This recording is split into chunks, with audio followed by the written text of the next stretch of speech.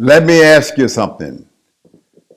Do you recall getting upset or angry in the past?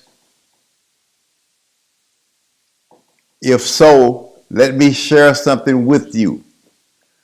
There is nothing that anyone can say or do or the situation appear as that's making you angry in those cases.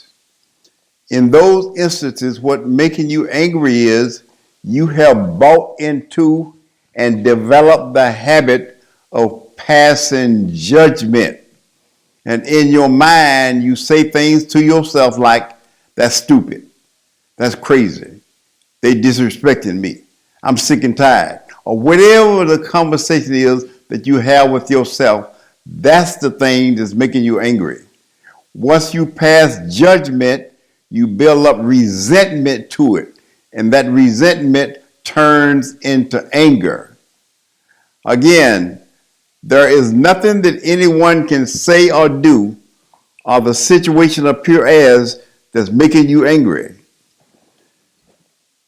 If you learn to let your mind become an avenue of awareness instead of a highway of thoughts, it's those thoughts that are upsetting you. I'm going to give you an exercise for the next few minutes. The exercise will afford you to learn how to avoid anger.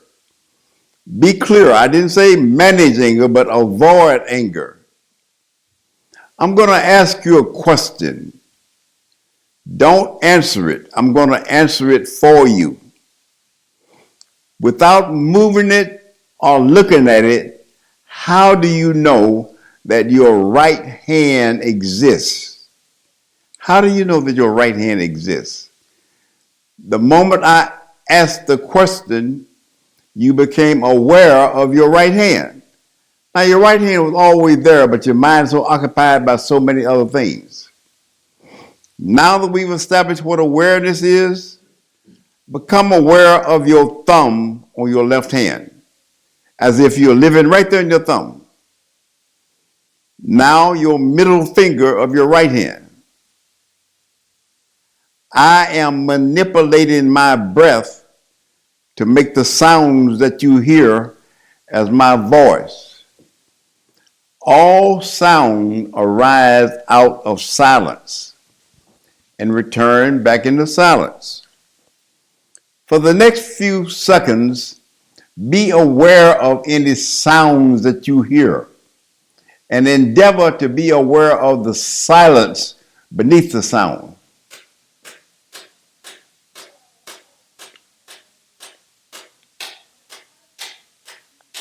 Again, be aware of your thumb on your left hand.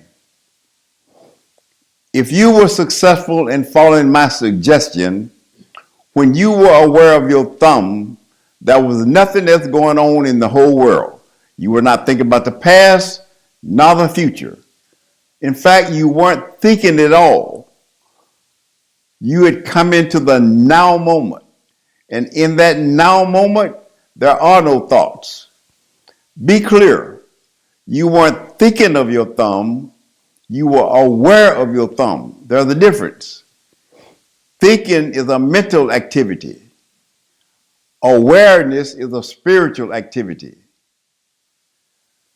I ask you, listening audience, do you feel a certain amount of peace and calmness within yourself?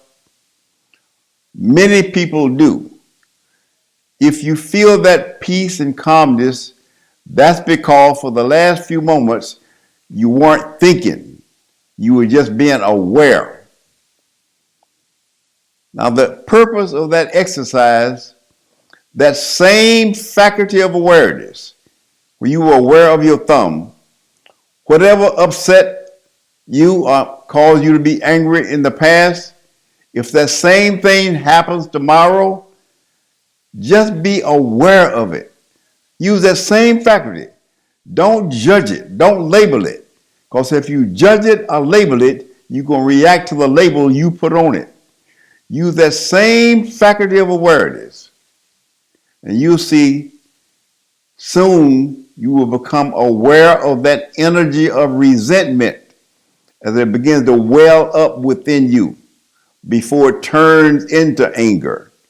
And when you become aware of that energy welling up, immediately it will begin to subside. It cannot stand to be observed. Now you can exercise and make that faculty of awareness stronger every night. When you in bed to go to sleep, you have 10 fingers to practice on. On this breath, be aware of your thumb. The next breath, be aware of your index finger. The next breath, be aware of the next finger. Or simply be aware of your breathing.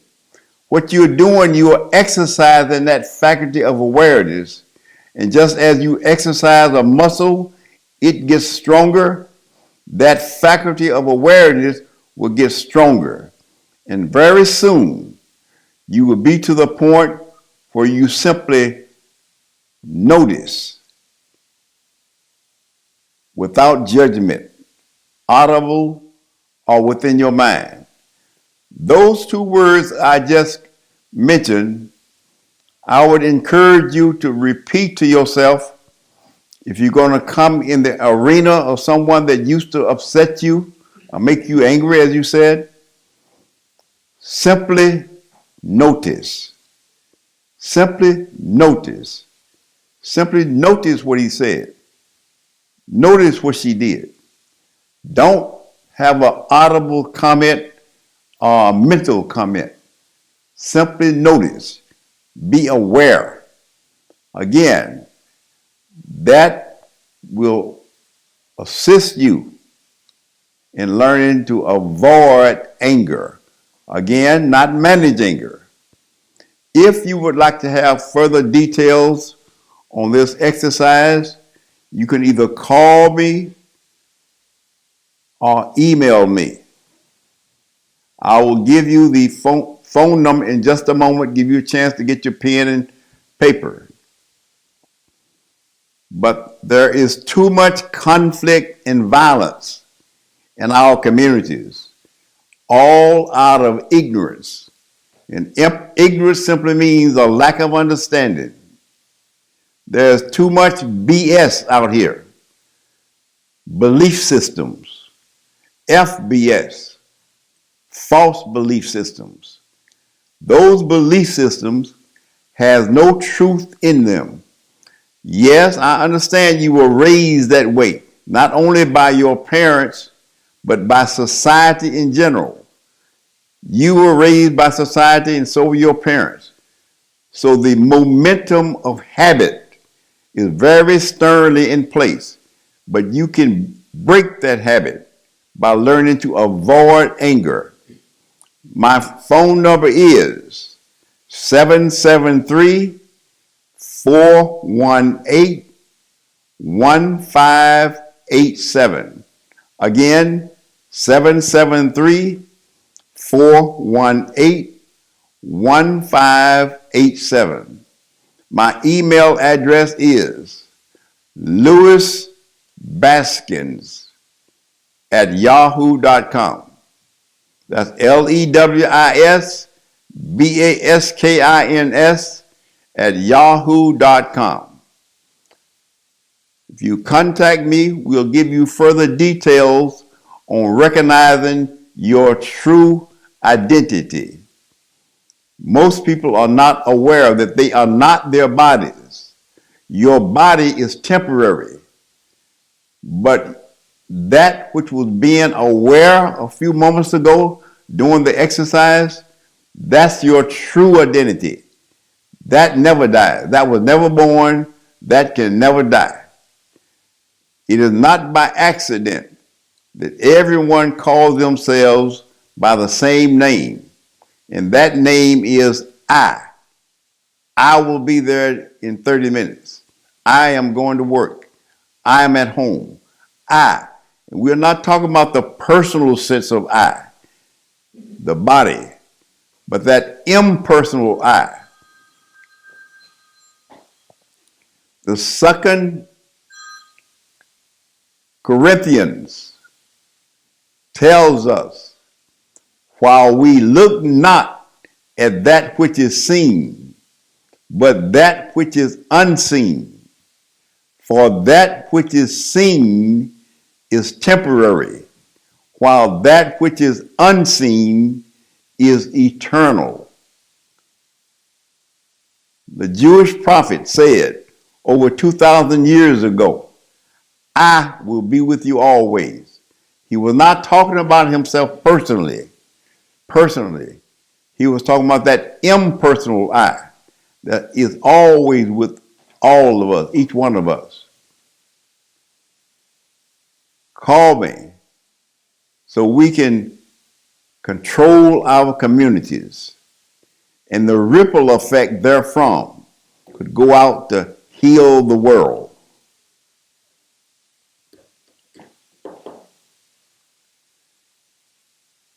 This is an invitation to you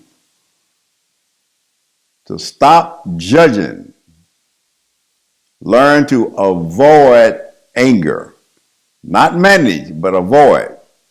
Stop writing those stories in your mind, labeling, judging.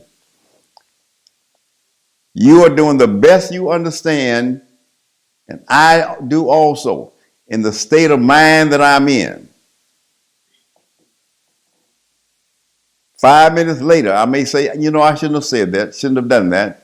But at the time I did or said what I said or did, I did the best I understood. So why in the world would I stand in judgment of you? If I can offer you a suggestion that might be beneficial, I ought to do that.